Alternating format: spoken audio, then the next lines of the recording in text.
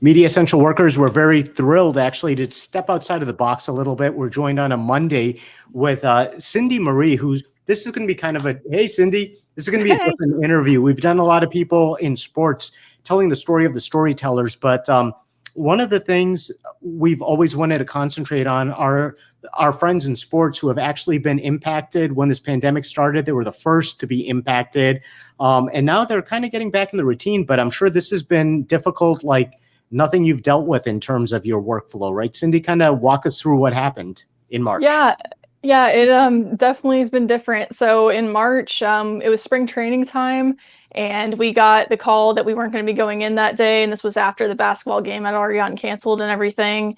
And within 24 hours, I lost everything. Everything was gone. Everything sports related canceled immediately, and I went from having a full schedule to having absolutely nothing, which is terrifying for a freelance. That's your worst fear, right?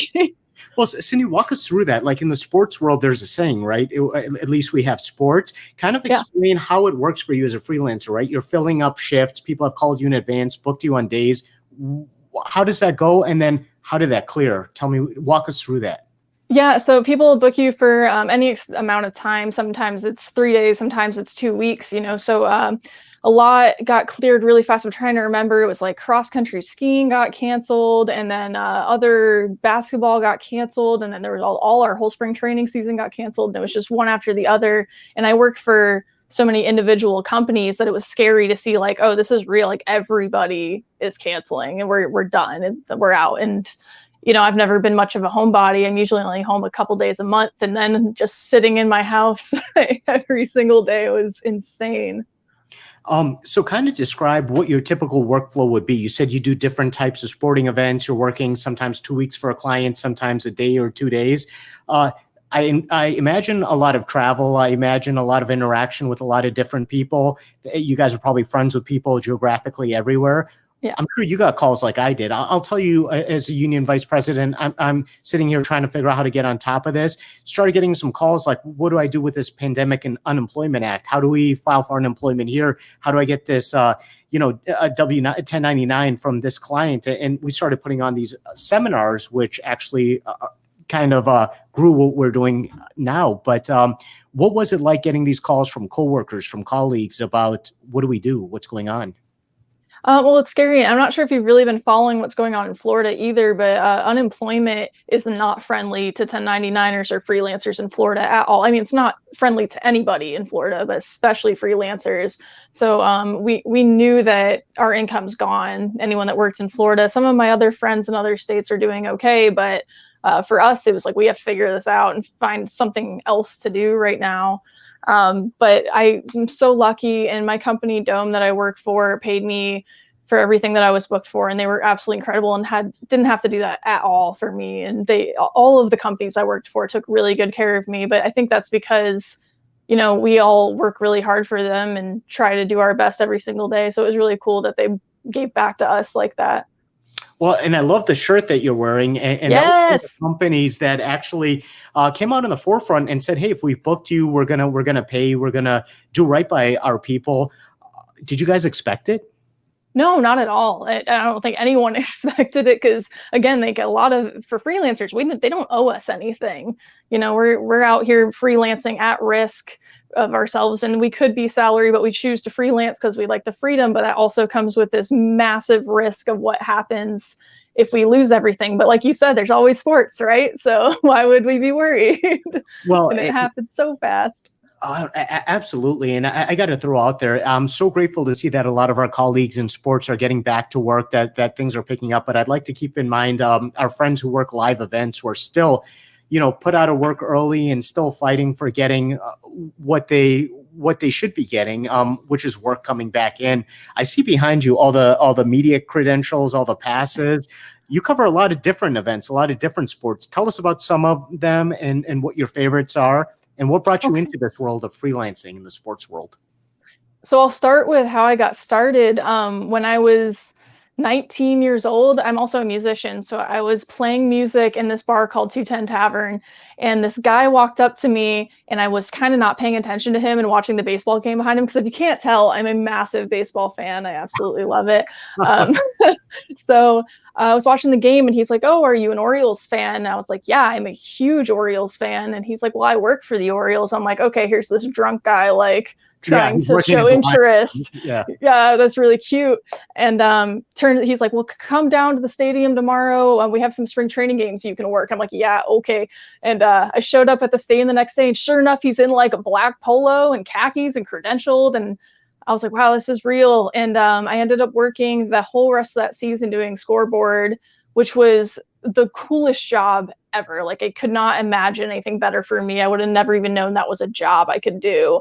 And at the time, I thought that was great money, you know. So I started there, and then just kept moving up after that, and it just fell in love with it. And how sports, I feel like, is more fun for me than news, just because you have the fans and the energy and everything, and it's just perfect for me, you know. So I've worked NASCAR, I've done some X Games, I've done some skiing, I've done a lot of championship football, championship baseball tournaments, softball tournaments in California. Right now, I'm doing a show in Texas with Deion Sanders with Barstool Sports. He's just doing like an NFL talk show, and if you haven't seen it, it's really hilarious. You should definitely check it out.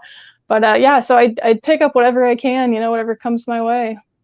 So, what's your passion when it comes down to covering all these different things? I mean, you can't go more different than, say, for instance, NASCAR and in studio productions.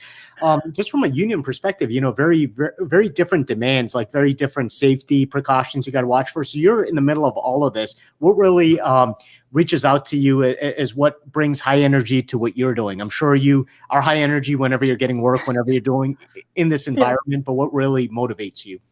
I think college football is my favorite thing to work. I just did it last season for the first time, and it was incredible. Those people are family to me. They still are. And if any of you guys are watching, I love you all so much, and I miss you this season. I can't wait to get back out there next time. But yeah, football is what really I think is the most high energy, because you don't fit that many fans and stands very often, you know. So that's just the biggest, the baddest thing that you can do, I think. But right now, with no college football really happening, I haven't really had the opportunity to go back this season, so that's kind of a bummer. But I just feel kind of lost. There's not a whole lot going on right now, and you just gotta pick up the scraps, unfortunately. But I'm lucky to be working. There's a lot of people that aren't still, like you said.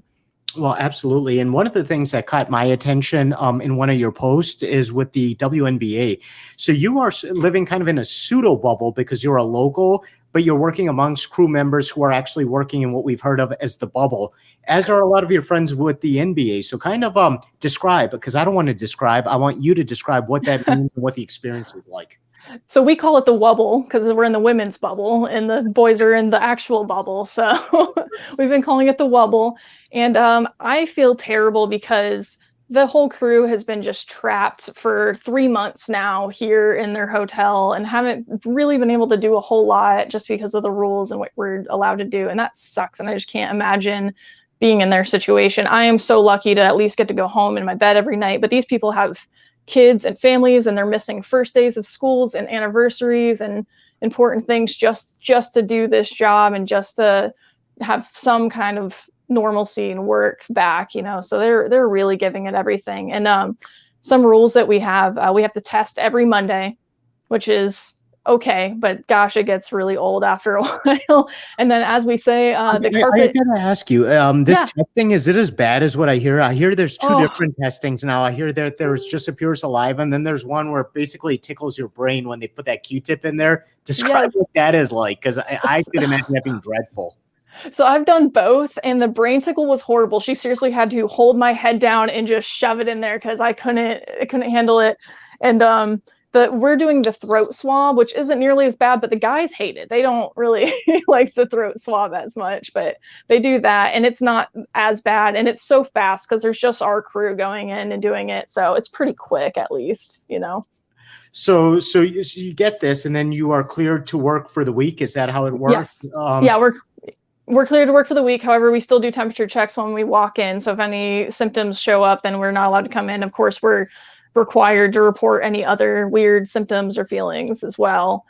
And then we have just tons of other rules. The floor is lava, or the carpet is lava, as our ops manager says. So wherever the players walk, which is carpet, Yeah. we're not allowed to walk. So the carpet is lava. Do not step on it. And then the rest is concrete. So we're allowed to walk on the concrete. And then we're also divided into groups. So if there were a breakout, we're not infecting every group. It would just be a certain group. So for example, the truck is one group. Everyone on the truck stays in that group. They aren't allowed on the court. And then I'm in a group. We are not allowed on the truck, which for me being a truck engineer is horrible. And I cannot stand it. And I have to stop myself every time I go to grab the handle. I can imagine. So you guys are basically isolated within this isolation. Right. Make sure that it's controlled contact as to who you interacted with. So it's not just because you're there with your friends or people that you're working with that you have the chance to interact like you would otherwise imagine, right? Right. Yeah, exactly. But like we said earlier, it is nice to at least see people and get together, because there are a lot of people that are working out remote at their house and they're not allowed to see anybody. So we at least have our friends and our family, quote unquote, there, and to support each other, which is nice. It could be so much worse. But yeah, we are isolated within isolation. So let me talk a minute about what we talked about before this video call, which was essentially in the bubble, and I guess some people in the wobble are just so isolated there that in order to make it feel like home, they're shipping in, plans, they're shipping in artifacts that basically get that feeling of being at home. Kind of describe what you've heard about and how that's been for people. Yeah, so a lot of my friends, they have a budget where they let them ship in like carpets, and my one friend has like a music studio set up in his bedroom, and some of the rooms are just insane. Like they look like their house now. They just completely decked them out, which is really cool, and I think it's important for that normalcy to be there. You really need like personal items is nice. It's hard to live out of a hotel, and we do it all the time.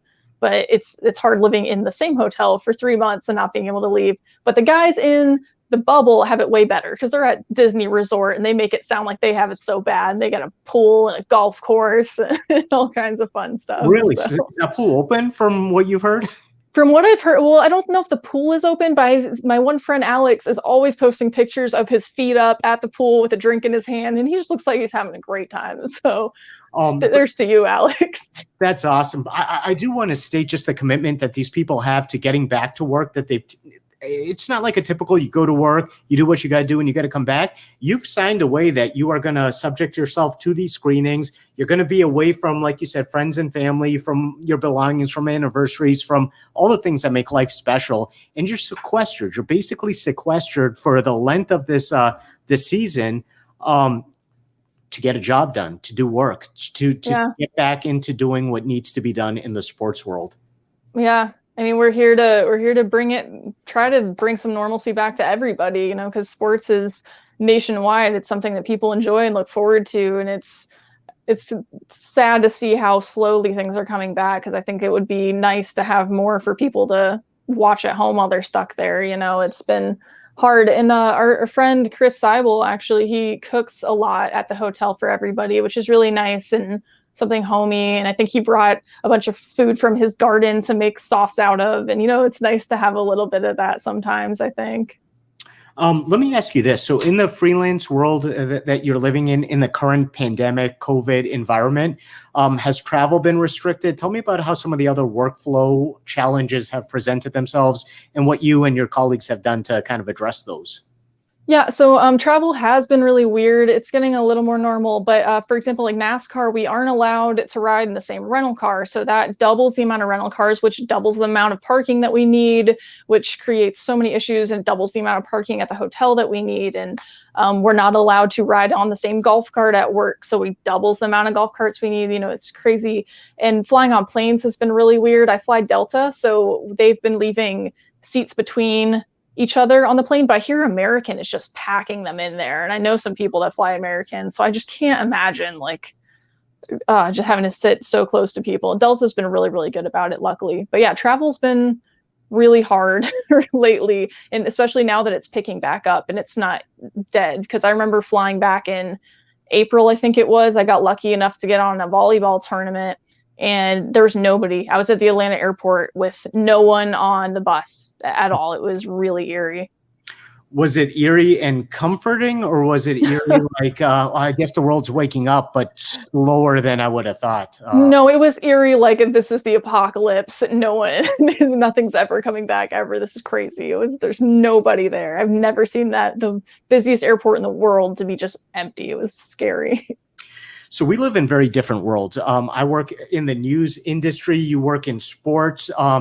There's very rarely crossover between the two. But as we were kind of talking offline, with everything kind of going on in the world, there's been some crossover, right? You've been having to cover some news events as well, just because sports has been in the center of this. Kind of walk us through that experience. Yeah. So in the Wubble, there has been so much drama, and I mean, the world's in a really weird state right now, so it's totally understandable. But of course, with the Black Lives Matter movement, WNBA leads, I think, all sports and activism and pushing their goals. So a few weeks back, we were at a game, and the players walked in and decided that they weren't going to play due to the Jacob Blake shooting, and came in these shirts that had like 7 bullet holes on the back. It was really drastic, like really heavy. And yeah, they sat there for 2 hours and decided that they weren't going to play, went back and forth and debated. And all of a sudden, just like that, we're media now. We're no longer covering a sport. Sports aren't happening because they refuse to play. So now we're media, and now we are news. And it can change so fast like that. And that's, of course, not what I... Yeah, you're essentially the only media there, because yes, with Bubble, nobody else is going to get this picture. So how does your direction change, right? Like, you go from sports to, what are you guys doing? Getting calls from other media outlets like, hey, can you get these questions answered? Like, how did that transition happen? Yeah, absolutely. I mean, we were the only people covering it, which is just crazy. So it was a lot of, we're just asking as many questions as we can, trying to get as much footage as we can of it, and hoping that that's enough. But we don't do that. We don't do news, So it's not like we know how to cover this sort of thing like you would, So it was weird. So that's actually one of the posts that I saw that you put up, and that kind of intrigued me, because you realized that this potentially could affect the work that you had gotten, but you supported the rights of people to protest and said, hey, you know what? I stand in solidarity with what they decide to do. Tell me the mind frame, because I'm sure you were like, oh, am I going to have work? But at the same time, you stood on your principles a little bit. Yeah, absolutely. I mean, America was founded on protest, right? So I think everyone has the right to protest, and I'm really proud of them for making that decision.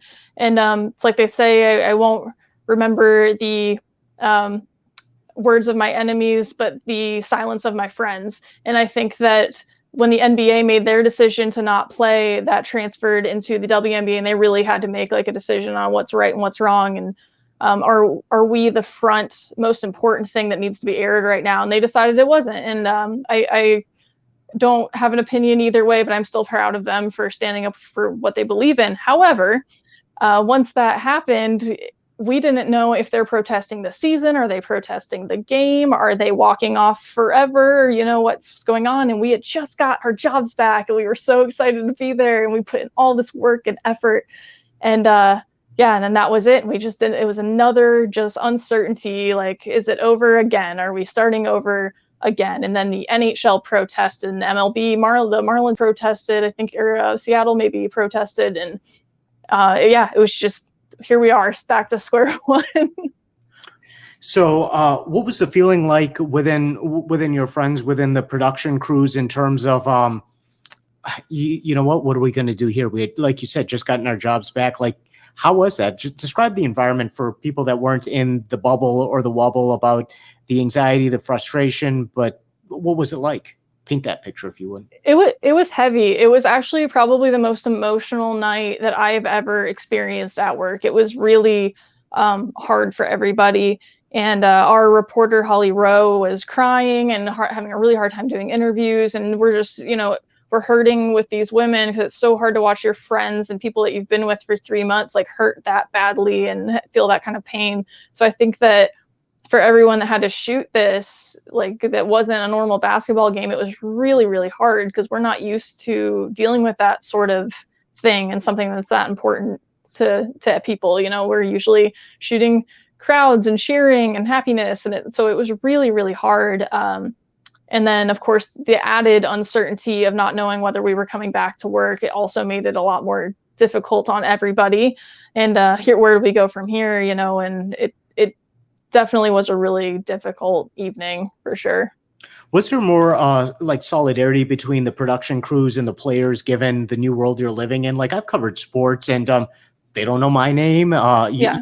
It's very businesslike. But now, like you said, you're essentially all kind of in the same environment. Have you noticed a difference in how you guys treat each other and just the feeling spirit there? Absolutely. The next morning after that, were told that we had to be at work at like 8 a.m. or something. We didn't have anything scheduled that day, so we showed up, and the players wanted to do a roundtable discussion and kind of talk about why they walked off.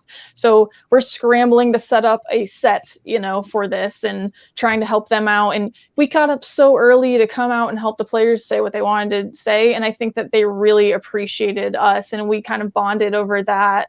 And helping them get their voices heard. So it was really cool to have that bonding experience. And yes, I do think that we are closer with the players now, and it is more of a team environment since then, because we had to be there for them in their time of need, and it was definitely a bonding experience for sure.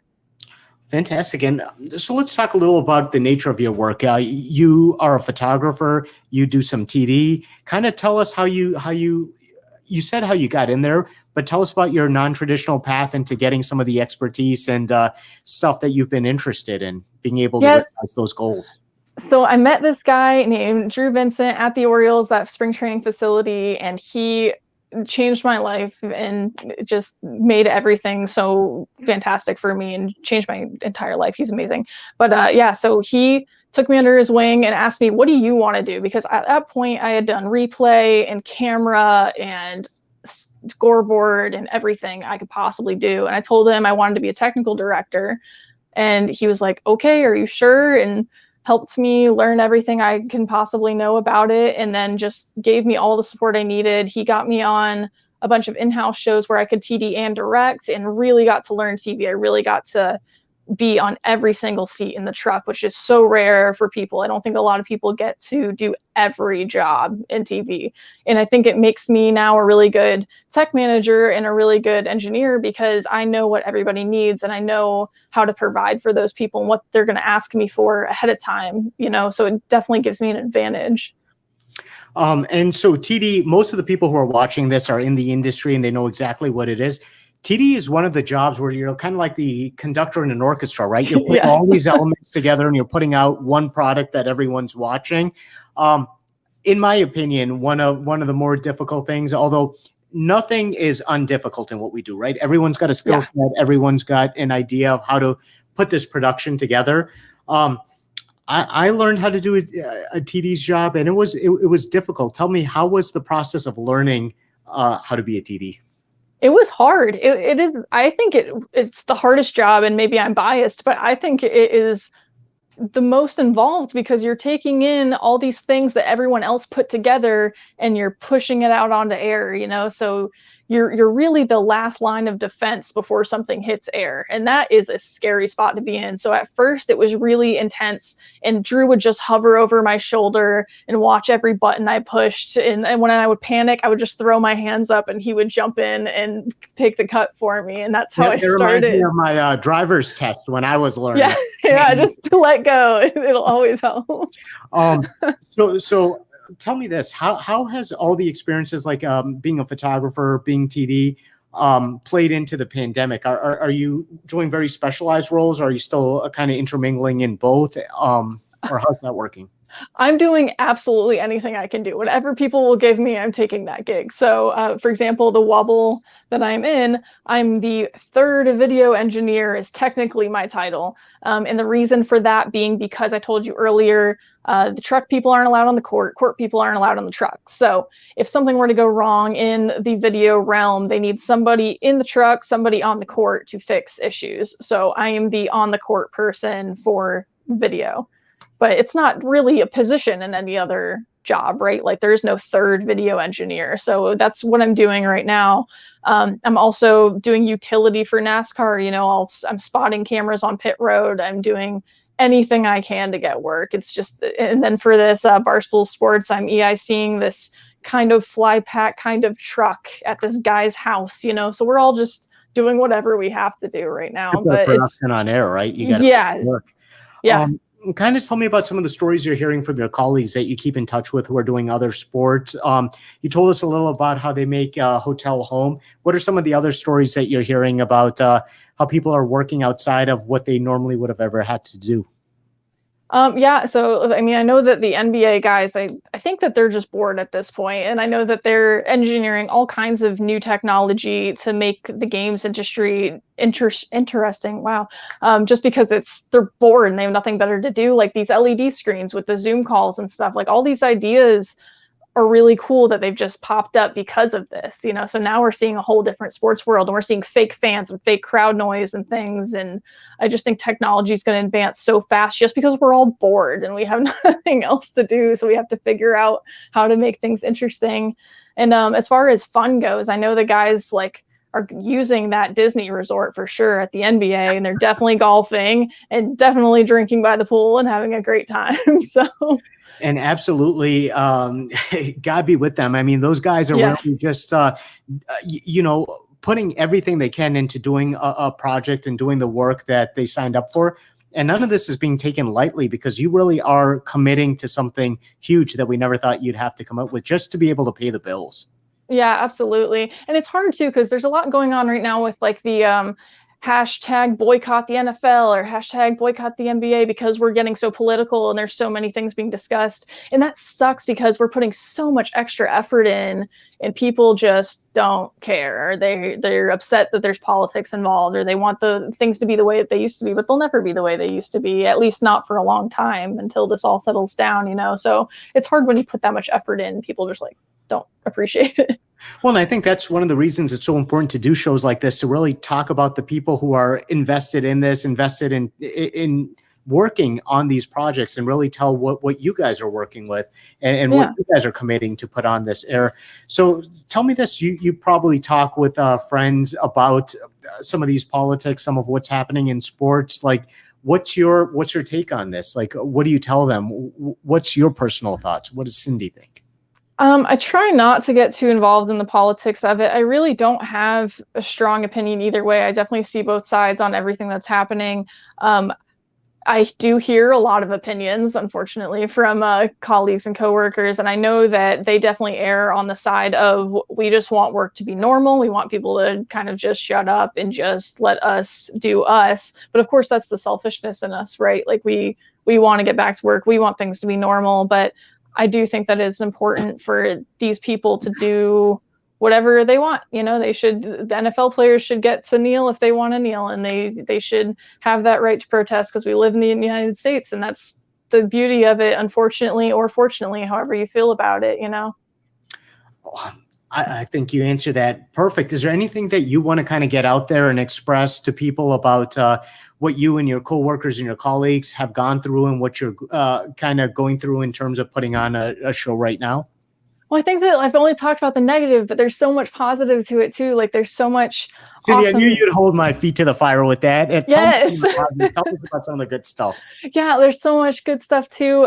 I just took this sailing course for 7 days, and I was gone, and I was out of the wobble, and I was really enjoying myself. But I found myself like excited to get back. And when I did, my friend Brant Evans had a little sailor's hat for me graduating my class from that. And it's just little things like that make it so much more bearable. And he also makes little stickers for my belt pack every day with my name in Morse code or in an ancient language or whatever to keep it interesting. Gives me something to do all day. And we all have lunch together, even though we're socially distanced. And I just think that there's so much positive to it too. Like I'm so happy to at least get to spend time with all the people that I love, getting to do what I love, regardless of it being weird or not.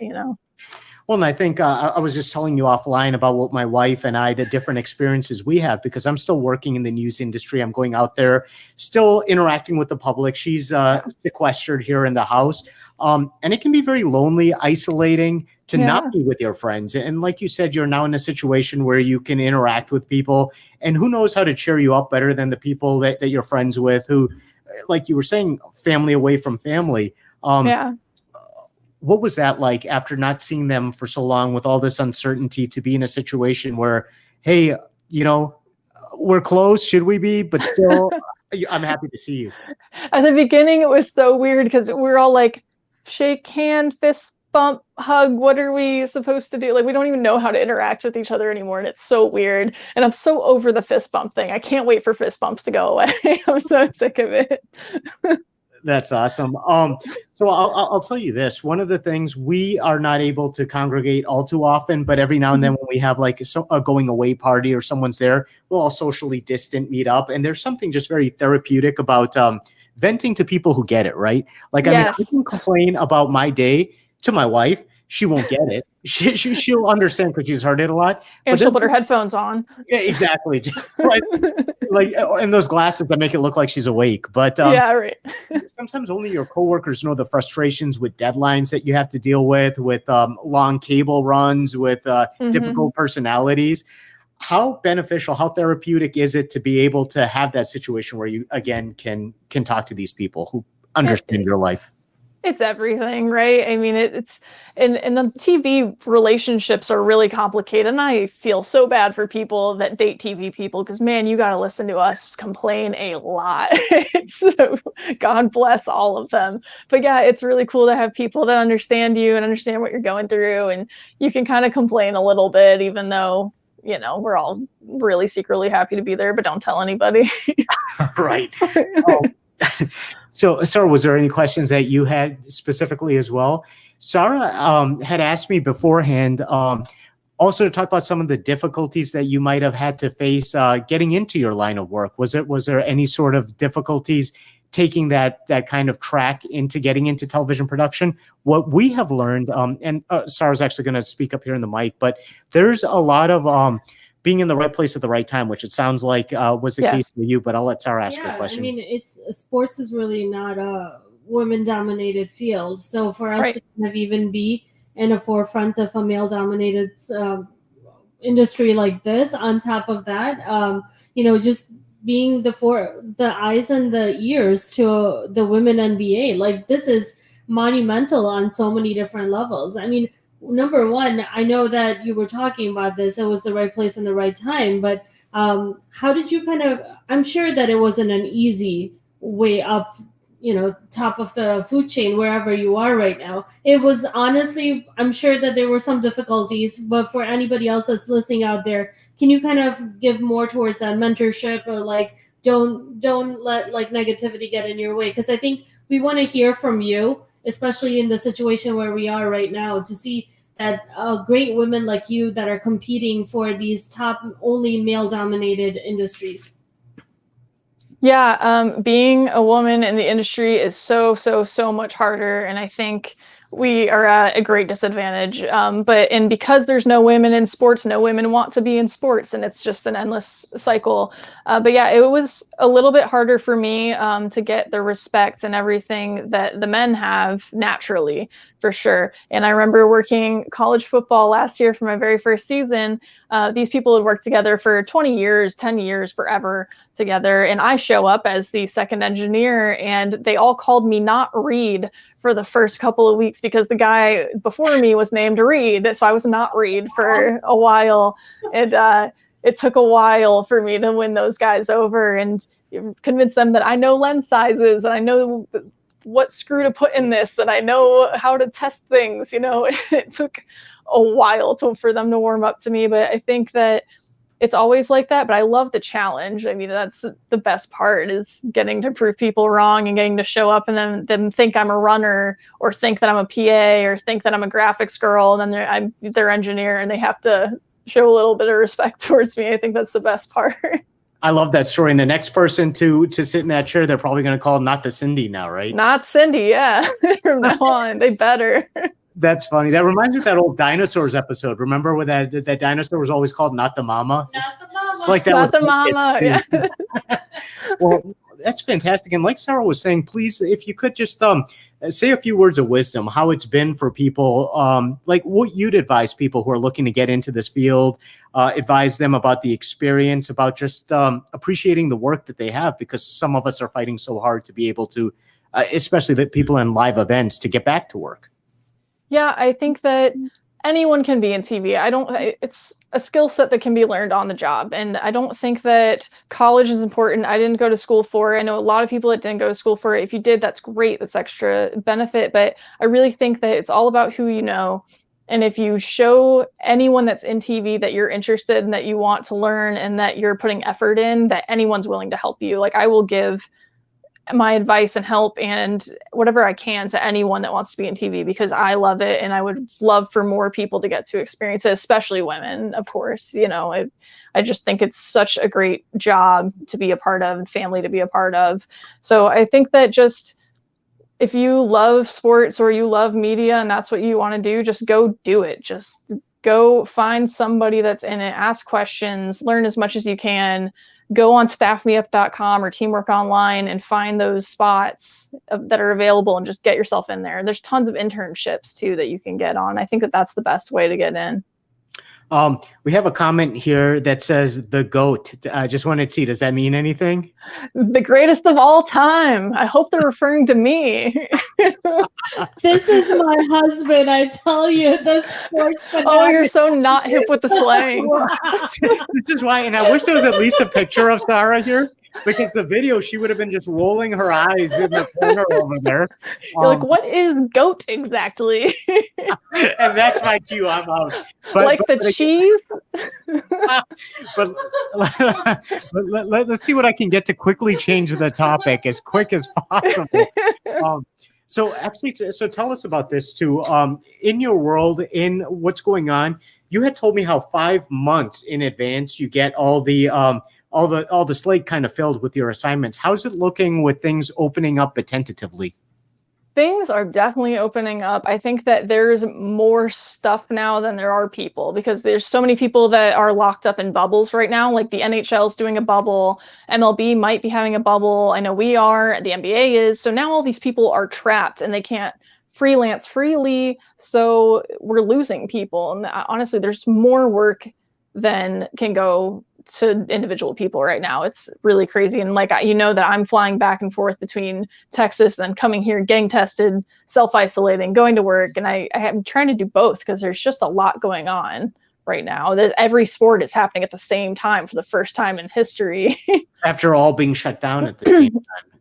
Right. Yeah. So it'll be interesting for next season, but I am already seeing a lot of rules for next season about, us doing the same type of thing. And I'm really hoping that's not the case and that things open up a little bit. But as I told you, we did have that inconclusive test at the WNBA yesterday. So it's hard to say. It's hard to say what's going to happen after this. Elaborate a little bit, because the timing of the show actually was kind of suitable, because you told me that this just came down yesterday. Yeah. So yesterday we were all shooting the first game because it's playoffs. So there's 2 games a day. And we're shooting the first game and we hear that the players aren't getting off the bus. And we're like, well, is this another protest? Are they not going to play? What's going on? We have no idea. Finally, we find out that there's an inconclusive test, multiple inconclusive tests on the Seattle team, which was the next team scheduled to play. So they didn't end up coming into the building at all. Both buses turned around and left. So we didn't have the game. Of course, they have to test. I think the rule is they have to test negative twice within 24 hours of each other. So we have just enough time for when they left to get them tested, wait 24 hours, get them tested again, and then still play our game tomorrow night. So as of right now, there's hope. But if those tests come back positive, then again, we're back to square one. We're at a dead stop all over again. So we all got tested today again, and here I am sitting at home waiting. So that's where we're at. Well, we wish you obviously the best of luck, because we want everyone to be safe and working and healthy on top of everything else, because economically this has been devastating to a lot of people, and a lot of people want to get back to work. But again, the reasons no one can argue with. Just we've never dealt with anything like this. We want to make sure our friends and colleagues and their families are healthy. Is there any final words that you want to say as well? First of all, Sarah and I both thank you so much for coming on and sharing your story. I think it's very important to give a voice to the people who are working sports production, to kind of share their experiences with what's happening. And kudos to you guys, because I think news is a way harder job. I think news is crazy. And when all the Minneapolis riots and things were happening, I was watching those guys out there and like, you are insane. There is no chance that I would be out there. So, kudos to you guys. Well, I think like we were saying, everyone's got a very specialized trade, and it's all very difficult in its own way. And just all the men and women who are out there doing what they can to perform their duties and support the economy financially. Kudos to you all. But thank you. And to you for coming on and kind of sharing your experiences with us. And I gotta say, that is a snazzy jacket, my friend. Did Sarah pick that out for you? She always dresses me before these shows. I love know it. I have free will in this relationship. I love it. Well, awesome. Well, thank you so much. Really appreciate your time. And like you were saying, if any of your friends are bored in the bubble and they want to come on and share their experiences, we're 100% looking to share the experiences of people who are working in this current climate. Absolutely. I'll give you a thumbs up recommendation for them.